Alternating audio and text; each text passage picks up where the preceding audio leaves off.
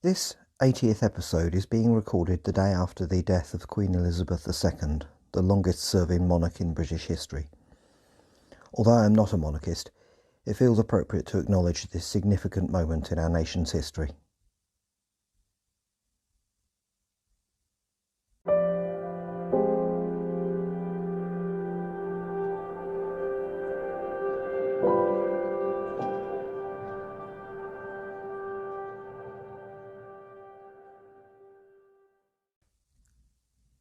The Watership Down Podcast is intended for listeners who are familiar with the plot.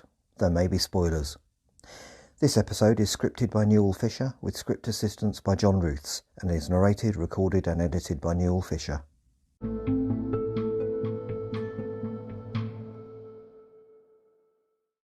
Hello, and welcome to the Watership Down Podcast, episode 80, in which we'll be going through section 20 of the 1978 film In Efrafa. First though, a few episodes ago I asked a question about how Kihar's foreignness is portrayed in other languages. Well, very interestingly, I received this response from Nina Pokoyski from northern Germany. Quote, "You wondered in the podcast episode about Kihar how he is portrayed in other languages. Since my native language is German, I watched the film and TV series in German as a child.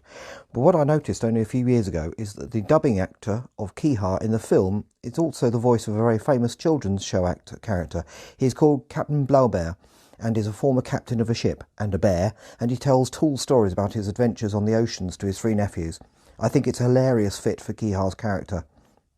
In the TV series, Kihar is portrayed by a dubbing actor with a Hamburg accent, which is also very fitting, since Hamburg is a harbour city connected to the Baltic Sea. The second language-related thing I wanted to let you know is connected to the Blackavar episode, which gave me goosebumps, by the way. I just love that character so much. When Blackavar jumps in the way of Woundwort in the end of the film, he calls out General in the original version. That word could easily be translated into German by using the exact same word, but for some reason the translators decided to make him say Du Hassenschinder instead, which could be translated to You Rabbit Oppressor. I like that one much more, since it shows that Blackavar lost any respect and fear for Woundwort, and the way he spits those words out makes me feel like these are the words he always wanted to say to Woundwort, but just now found the courage to do so. I think it gives Blackavar an even more rebellious twist than the original English synchronisation, and also for me as a viewer that was always what I wanted to scream into Woundwort's face." End quote. Thank you for the information, Nina. Fascinating to have an insight into how such a story is rendered into another language. Interestingly, in the 2018 Netflix series, Kihar is made Scottish, voiced by Scottish actor Peter Capaldi, another example of his being changed from foreign to just northern. And Nina, for your linguistic scouting skills, welcome to the Owsler. On another matter, I seem to have set, if not a cat among the pigeons, perhaps a kitten among the sparrows on YouTube last week with my statement that the two rabbits Bigwig sees trying to escape from Efrafa are Heisensley and Blackavar. Well, as has been pointed out, Heisensley is actually named by the male rabbit, while he clearly has ragged ears just like Blackavar, and I'm certain his voice is Clifton Jones, the actor who voices Blackavar in the film. A listener had assumed the Wide Patrol killed the male rabbit, but if he is Blackavar, this means he is just badly roughed up before being placed under guard and forced to make an example of himself, as in the book. However, the only thing that argues against the above is that the two Efrafan Owsler who capture Blackavar also capture Bigwig, who presumably cooperates with being captured. This means they are both escorted back to Efrafa together, yet in a later scene, Bigwig seems not to recognise him. Or is Bigwig just pretending not to? Or did the filmmakers just not think this one through?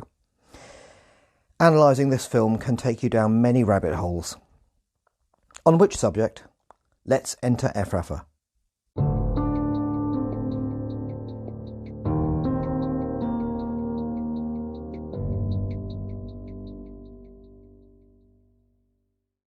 Section 20. In Efrafa.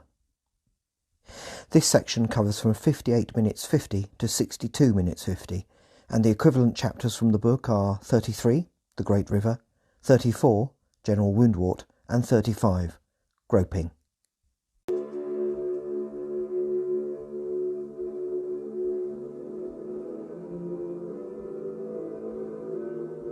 Sir, we picked up this Flessie and brought him in.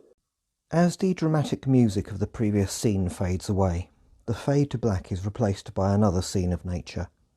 But the main feature of this scene is a dead tree. In the background are grey, overcast skies.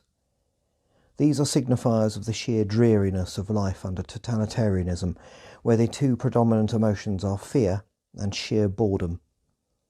The only possible relief from these is to become part of the security apparatus that maintains the very regime that causes these feelings.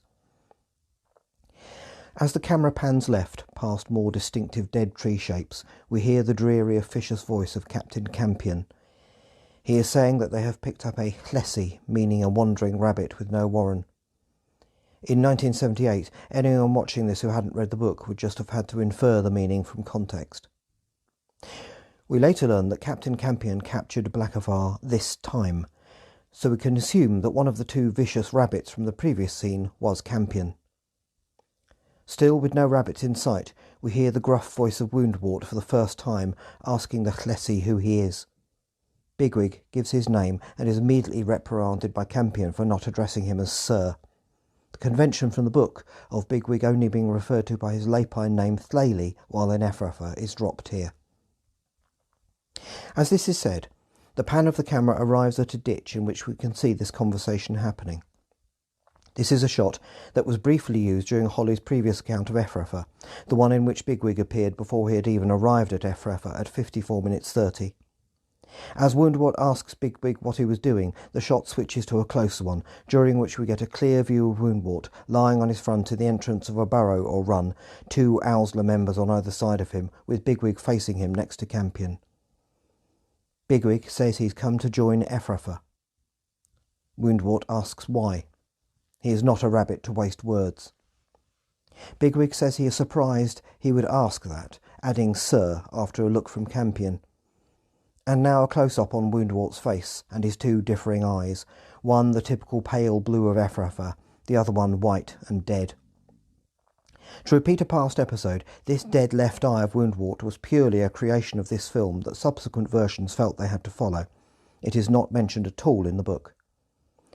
As Bigwig asks if there is anything odd about wanting to join Efrafa, the camera pans out on Woundwort's angry face before switching to his paw scoring the earth in front of him as he tells Bigwig that he will ask the questions. This is clearly a habit of his as he questions anyone, probably because it emphasises the sharpness of his claws. The camera pans back up to Woundwort's face as he asks Bigwig what he can do. This is his only interest in the new arrival. The shot switches towards a view from behind Woundwort, a view no rabbit who valued his life would ever get. Bigwig says he can run and fight, the second quality emphasised by a look towards Campion. Back to the shot towards Woundwort, who presses him on the assertion he can fight. Bigwig adds that he was an officer in an Owsla. And now we return to the more distant shot of the ditch in which we first saw Bigwig in Efrafa. The camera now pans right away from their conversation. As the conversation continues, we see a cowed group of rabbits under the curved dead tree. An Owsla officer is standing on the tree. The shot pans further right to meet a group of rabbits coming back from Silflay. As they disappear behind the tree, presumably down a concealed hole, the officer nods to the group under the tree, and they make their way out into the field for their allocated time. Such is life under this regime. As we watch this, Woundwort makes a simple statement that appears to accept Bigwig's story. Bigwig says he thought they might have some use for him. Woundwort says that for now Bigwig will be given a post in a patrol. He will take orders from Captain Campion. A shot of Bigwig looking towards Campion, who gives him a self-satisfied look. Back to Woundwort, who adds that if Bigwig wants a doe, he'll have his choice here. The camera zooms out to reveal his claws scoring the earth again. The thorns that frame his burrow are even more prominent. Woundwort gives a small, gruff laugh. It is his only chilling moment of humour as he reveals another side of totalitarianism, the exploitation of women, or does in this case. For it is only male rabbits who get the opportunity to get out from under the tedium of warren life in Efrafa by joining the Owsla, not females. This moment alone, as in the book, perhaps marks the totalitarianism of Efrafa out as more specifically reflecting fascism in the human world, in which such exploitation is a hallmark rather than communism, in which women get a greater role in the oppression of others. Woundwort's "You're not an officer for nothing" at one go reveals that there is no consistent ideology behind Efrafa. There are no principles.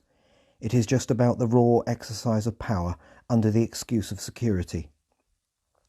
Bigwig's "thank you, sir" in close-up is wonderfully delivered. The tone seems to be one of someone holding down both surprise and disgust. Back to Woundwort in close-up. He says Bigwig will be identified by his mark.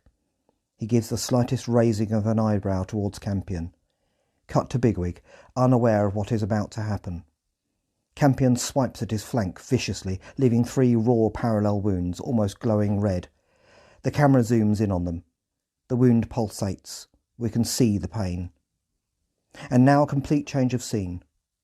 This is the beginning of a new section on the DVD, and only isn't here because of the need to divide the film up into smaller sections of about 3 to 5 minutes. We see an aerial shot of the River Test, our first view of this river. On its bank is the punt that is about to become so important to the plot. The colours are brighter. The animation of the water of the river and the reflections of light upon it are beautiful. The rabbits of Watership Down are near to it under a tree. Keehar is wheeling overhead. He plucks something out of the water. Close up as he lands on the side of the punt with a fish in his mouth, which he slaps down onto one of its plank seats. Cut to the view from under the bridge just downstream. This would be the upper bridge on the Test from the book, although it seems too close to the punt and would be a better location for the plank bridge, but a stone bridge makes for a better shot. Hazel is saying that the Efrafans will be fast and savage, and that they have to find a way to get away from them.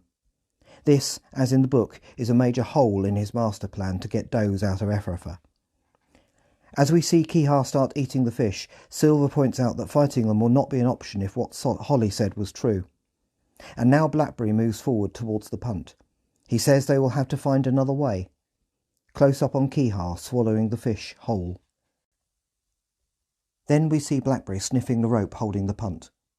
At the same time we hear Hazel asking Keehar what he has got. "Him fish," replies Keehar, having apparently just got it down. Blackberry's voice interrupts. Hazel looks around. Blackberry asks him to come and look at the punt. His front paws are resting on its side. Keehar provides a brief shouted explanation of what a boat is. We can see the cogs turning in Hazel's head. Blackberry is now fully on the punt. He points out that it floats. A wide shot of the group by the boat, with Keehar flying about again. Blackberry repeats that it floats. Cut to the grim interior of Efrafa and its grey stony earth. A layered tracking shot takes us right from what looks like an Owsla member supervising some doe to Bigwig emerging from a barrow. He goes up a run that leads above ground. Cut to a ditch outside the warren. We see Blackavar sitting hunched to the side of the entrance. He flinches instinctively as soon as Bigwig asks him if he is going to Silflay. As soon as he says he doesn't at this time, the odious Owsla member Vervain, with his thin, reedy voice and sadistic manner, emerges and demands Blackavar tell Bigwig why he is there, poking him at the same time. With Vervain looming over him, Blackavar begins to reel off the speech he is required to give whenever asked why he is waiting there. But he is speaking too slowly for Vervain, who makes as if to shred his ear some more. Blackavar instinctively panics and speeds up his delivery as Vervain sneers at him. But he forgets the speech and flinches, repeating a line about how the council were merciful, as Vervain raises his claws at him, trying to threaten him into remembering, which always works. Blackavar flinches lower and lower, anticipating being hurt as he tries to remember the rest. Cut to a wider shot, as Vervain humiliates Blackavar by pushing his head, and Bigwig looks on, an ambiguous, angry look on his face. Vervain explains that Blackavar keeps trying to run away, indicating that he was the male rabbit we saw earlier, and that this sitting outside having to give the speech is therefore a more recent punishment than in the book. Vervain explains that Captain Campion caught him this time. But now Vervain's explanation is a little confusing, as he says the council ripped his ears and said he had to show himself at morning and evening Silflay as an example to others. Does this mean they ripped his ears some more? I'm certain Blackavar was the rabbit we saw escaping with Heisenflay, but the phrasing here does seem to contradict that. Anyway, as the shot tracks across the field and more views of Owsla members supervising rabbits, Vervain says Blackavar won't last much longer and will meet a blacker rabbit than himself soon, a line preserved intact from the book where it is spoken by Chervil, one of the two officers of the near hind mark which Bigwig joins. However, this is an odd statement in the film, in a warren where most rabbits seem to be no lighter in colour than Blackavar. For in the film, members of Efrafa are darker in colour and have pale blue eyes with curious blue bags or lines under them. Bigwig notices a doe feeding alone and asks Vervain who she is. He may suspect this is Hyzenthle, who he heard about from Holly, and of course he would have met her as he was escorted back to Efrafa.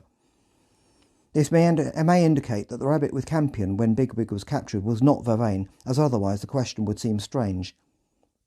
As the shot zooms in on Hyzenthle, Vervain creepily asks Bigwig if he fancies her and warns him to look elsewhere as the council have their eye on her. She is a troublemaker.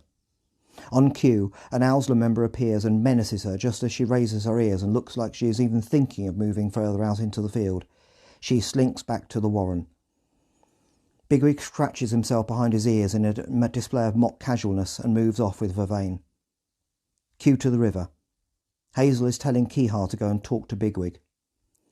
We are in need of some comic relief, and Kihar provides that in spades with some of his most anthropomorphised behaviour in the film. Hazel tells him to find Bigwig in the field by the arch on the iron road. Kihar repeating back what he is told. Kihar moves onto the side of the punt, which acts as a stage for his performance. Kihar rejects to the idea of Bigwig telling him the plan as he knows it. He emphasises this with a broad sweep of his wing and promptly falls over. Hazel asks him not to attract any attention. His response is shouted at first, then he quietens down and reassures Hazel how subtle he will be, momentarily hiding behind his wing as if it is a cloak, a completely human gesture. Then he takes off, telling Hazel to wait here. His optimistic theme plays momentarily.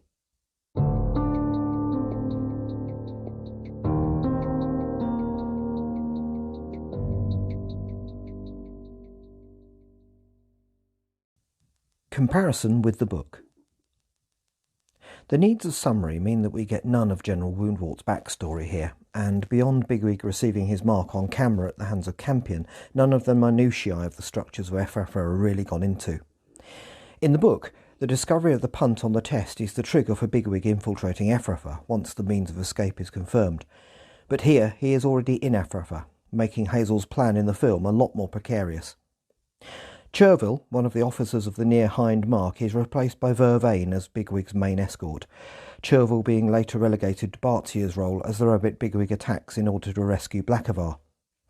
Overall, detail is replaced by the ability of film to convey the sheer sense of menace in Efrafa, and this is done effectively in the time available.